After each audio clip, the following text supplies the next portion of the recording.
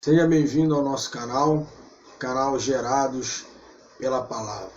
No vídeo de hoje nós vamos responder com alguns argumentos acerca se a igreja vai ou não passar na grande tribulação. Então nós vamos ver que existem pelo menos 3 teorias principais acerca de que a igreja passará ou não pela grande tribulação. A primeira são os pós-tribulacionistas, que acreditam que a igreja passará pela grande tribulação. O segundo são os meso-tribulacionistas, que acreditam que a igreja será arrebatada no meio da grande tribulação, na metade da grande tribulação. E existe o pré-tribulacionista, que acredita que a igreja não passará pela grande tribulação, pois será arrebatada antes da grande tribulação. Nós vemos que tem pelo menos alguns argumentos assim acerca de que a igreja, na minha opinião, não passará pela grande tribulação, porque o pós-tribulacionista diz que a igreja passará, mas nós vemos no livro de Apocalipse que a palavra de Deus nos diz que o período do capítulo 6 de Apocalipse até o capítulo 19, que nós chamamos ali ser o período da grande tribulação, nesse período é o período da ira de Deus, é o período do derramar da ira de Deus sobre a terra, sobre a humanidade. Então, o justo, ele não sofrerá a ira de Deus, como a palavra de Deus nos diz.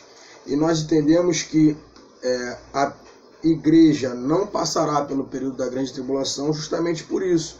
Nós entendemos que o período da grande tribulação é o derramar da ira de Deus, e a igreja não sofrerá a ira de Deus, como diz na Bíblia, em Romanos capítulo 5, versículo 9. Logo, muito mais agora, sendo justificado pelo seu sangue, seremos por ele salvos da ira. A Bíblia também nos diz, lá em 1 Tessalonicenses capítulo 5, versículo 9, porque Deus não nos destinou para a ira, mas para a aquisição da salvação por nosso Senhor Jesus Cristo. Outro argumento também está aqui em Apocalipse capítulo 3, versículo 10, que é um texto que os pós-tribulacionistas interpretam de uma maneira diferente. A Bíblia diz assim, capítulo 3, versículo 10 de Apocalipse: como guardaste a palavra da minha paciência, também eu te guardarei da hora da tentação. Eles interpretam na hora da tentação, então, ou na tentação, que eles dizem que lá dentro, passando pelaquele período, e nós entendemos que é da hora ou antes da tentação.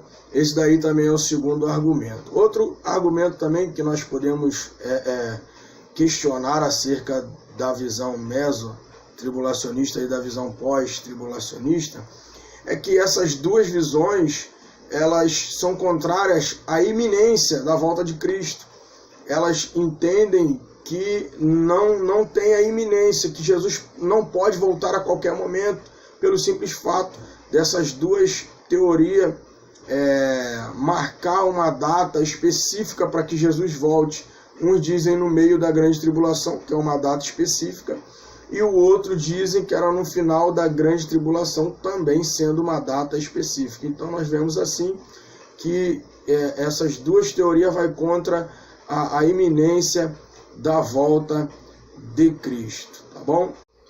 E quando nós vemos, ali na Bíblia, do capítulo 6 até o capítulo 19 de Apocalipse, quando nós analisamos ali, nós não vimos o termo igreja.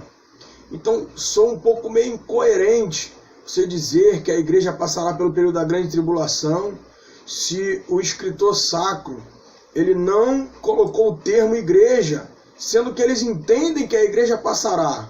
Ou seja, se a igreja passaria, por que ele não descreveria o termo igreja, ele não coloca, por que ele não colocaria então o termo igreja do capítulo 6 ao 19?